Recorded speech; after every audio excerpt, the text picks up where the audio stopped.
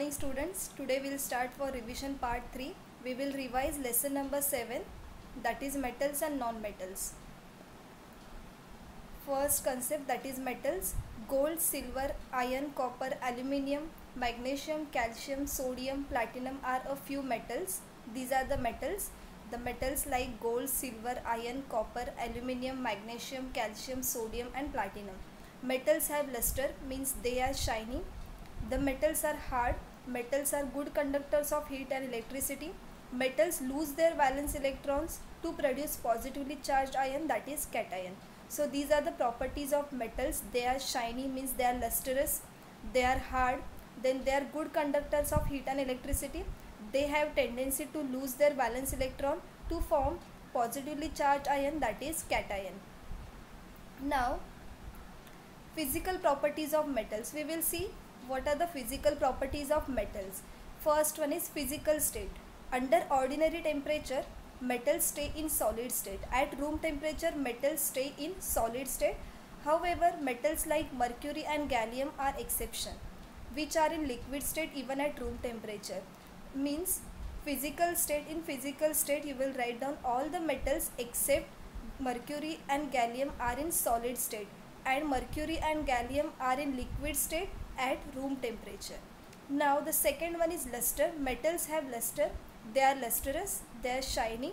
So this is the property, second physical property of metal. Now the third property is hardness. Generally metals are hard, not soft. Exception is sodium and potassium. In these also all the metals are hard, but the exception is sodium and potassium. They are soft and can be easily cut by a knife. Now the fourth property is ductility. Ductility means when a metal is pulled through a hole, its wire is formed. This property of metal is called ductility. So this is the fourth physical property. So till now we have seen physical state, then luster, third one is hardness and fourth one is ductility. Now the fifth property, that is malleability. Malleability means on hammering continuously metals form a thin sheet. This property is called malleability of metals. So this is the fifth property, malleability. On continuously hammering, the metals form a thin sheet, flat thin sheet. This property is called as malleability of metals. Now the next property is conduction of heat. Metals are good conductors of heat. Silver, copper and aluminium are the best conductors of heat. So this is the sixth property, conduction of heat. Metals are good conductors of heat. The examples are given, the metals, the name of the metals are given, which are the best conductors of heat, that are silver, copper and aluminium. Now the seventh property, that is conduction of electricity. Metals are good conductors of electricity. Lead is an exception, which is neither a good conductor of heat nor a good conductor of electricity. So conduction of electricity, metals are good conductor of electricity, lead is an exception. Now the eighth property, that is density. Metals have high density. Sodium, potassium and lithium are exception because they are having lower density than water. The density of lithium is only 0.53 gram per cc. Okay, so these are the properties, physical properties of metals. Now more two are there, that is melting point and boiling point, and the last one is sonority. Melting point and boiling point. Generally metals have high melting point and boiling point. Exceptions are Hg mercury, Ga gallium, Na sodium and K is potassium. So these are the exceptions. All other metals have high melting points and boiling points. The last physical property, that is sonority. Metals have sonorous, they produce sound on striking. So this is the last physical property of metals, sonority. Metals are sonorous, they produce sound on striking. So just now we have seen 10 properties, 10 physical properties of metals. Now we will see the physical properties of non-metals. Non-metals, carbon, sulfur, phosphorus are few non-metals. Generally non-metals are brittle and non-lustrous. They are not shiny and they are brittle. Brittle means which can break down easily.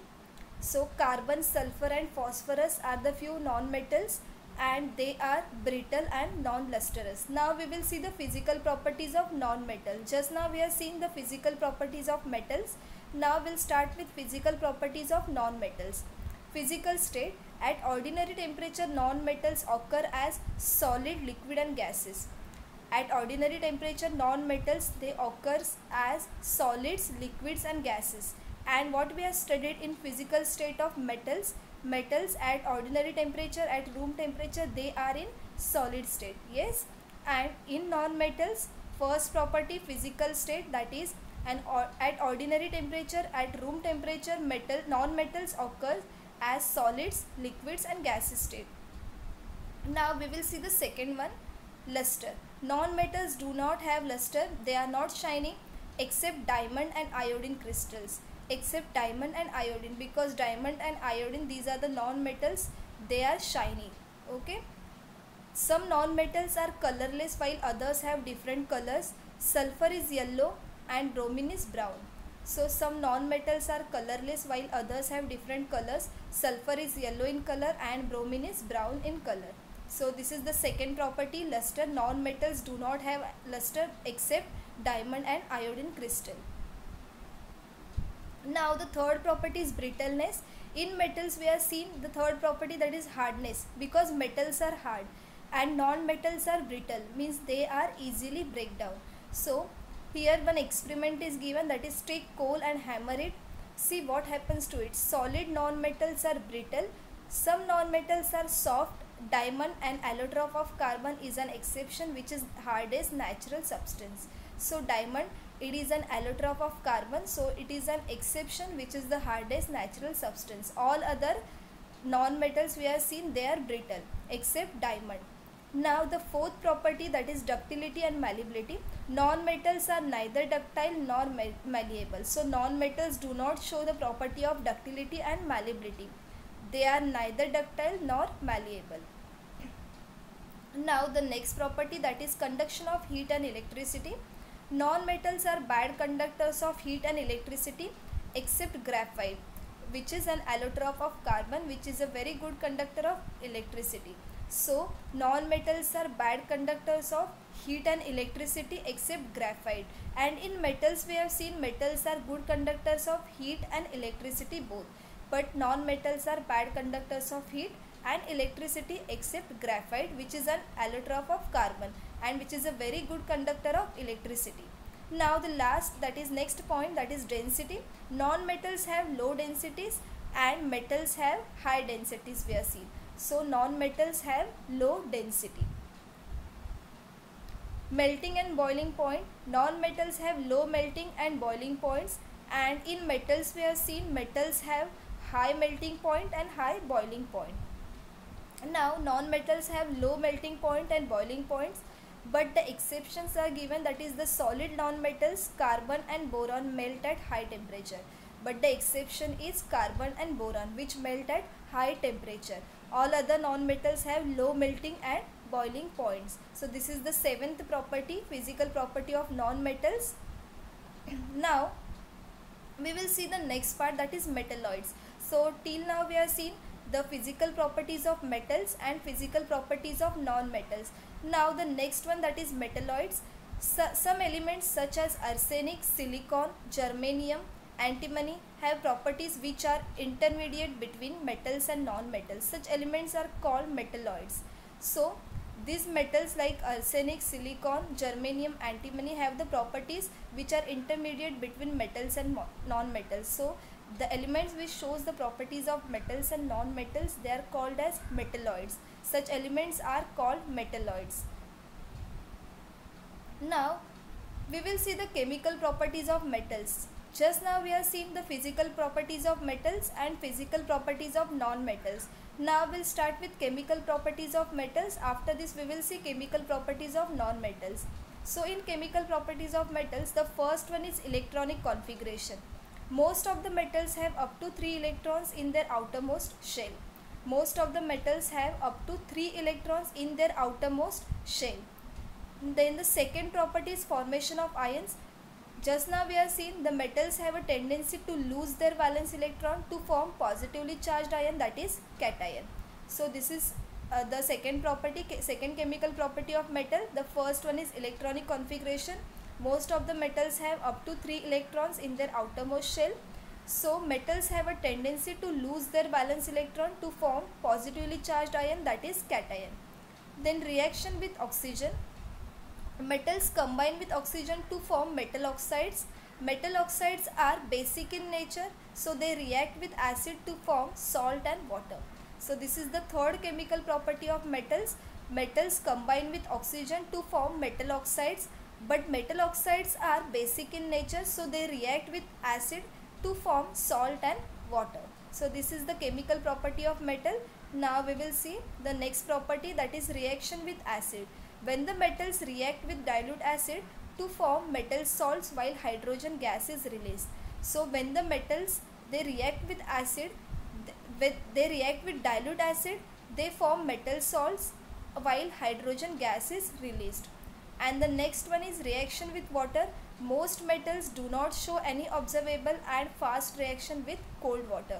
Most of the metals do not show any observable and fast reaction with cold water. So these are the chemical properties of metals, which is the first one we have seen, that is electronic configuration. Second one is formation of ion we have seen. Then the third one which we have seen, that is reaction with oxygen. Then we have seen reaction with acid and reaction with water. Now we will see the chemical properties of non-metals. In that the first one is electronic configuration. Most of the non-metals have 4 to 7 electrons in their valence shell. Most of the non-metals have 4 to 7 electrons in their valence shell. So second one is formation of ions. Non-metals have a tendency to accept electron in their valence shell to form negatively charged ion, that is anion. Non-metals have a tendency to accept electrons in their valence shell to form negatively charged ion, that is anion. So in the metals we have seen, metals have a tendency to lose electrons from their valence shell, yes, to form a positively charged ion, that is cation. But in non-metals they have a tendency to accept electrons in their valence shell to form negatively charged ion, that is anions. Okay, as we have seen in the electronic configuration, they are having 4 to 7 electrons in their valence shell in the outermost shell. So they have a tendency to accept the electron in their valence shell to form negatively charged ion, that is anion. So this is the chemical property. Now we will see few more properties. Reaction with oxygen. Non-metals combine with oxygen to form non-metal oxides, but non-metal oxides are acidic in nature, so they react with bases to form soluble salt and water. And in metals we have seen, metals they react with oxygen to form metal oxides, but the metal oxides are basic in nature, so they react with acid. Okay, but in non-metals, non-metal oxides are acidic in nature, so they react with bases to form soluble salt and water. Next one, non-metals do not react with dilute acid. The last property, that is non-metals they do not react with dilute acids. Now we will see the next concept, that is noble metals. Some metals like gold, silver, platinum, palladium and rhodium are noble metals. They occur in nature in the elemental state. Gold, which is 100% pure, is called 24 karat gold. Pure gold is soft. As a result, the ornaments made from pure gold bend or break due to pressure. Therefore, goldsmith mixed it with certain proportion of copper or silver. Ornaments are made from 22 karat gold or gold with still smaller carat value. So this is about noble metals which occurs in nature in the elemental state. Which are the noble metals? Gold, silver, platinum, palladium, rhodium are the noble metals. Now we will see the uses of noble metals. The uses of noble metals are gold, silver and platinum are used to prepare ornaments. Then silver is used in medicines as it has antibacterial property. Then gold and silver also used to make medals. Gold and silver also used to make few electronic devices. Then platinum, palladium metals are used as catalyst. So these are the uses of noble metals. Gold, silver and platinum are used to prepare ornaments. Silver used in medicines. It has antibacterial property. Gold and silver also used to make medals. Then gold and silver also used to make few electronic devices like gold leaf electroscope. Then platinum, palladium and metals are used. Platinum, palladium, these metals are used as catalyst. Okay, catalyst which is used to slow down the reaction. Okay, so this is about uses of noble metals. Now the next one is purity of gold. Gold is a noble metal. In nature it occurs in element form. 100% pure gold is 24 karat gold. Pure gold is soft. Therefore, gold ornaments prepared by pure gold may break or bend due to pressure. Hence, goldsmith adds specific amount of copper or silver in pure gold. To prepare ornaments, 22 karat gold is used. So, this is about purity of gold. Now, the next concept, that is corrosion.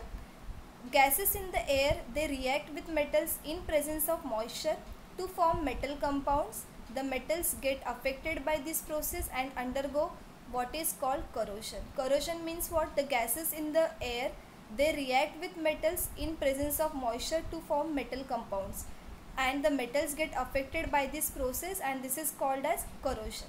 Now, a reddish colored deposit is formed on iron by reaction with oxygen gas. We can see a reddish colored deposit is formed on iron by a reaction with oxygen gas, and a greenish colored deposit is formed on copper by reaction with carbon dioxide gas. A blackish colored deposit is formed on silver by reaction with hydrogen sulfide gas. So, we can see the reddish colored deposit on iron by reaction it with oxygen gas, and when we can see the greenish colored layer deposit on a copper when it react with carbon dioxide gas, and when a silver it react with hydrogen sulfide gas, we can see a blackish colored deposit is formed on silver.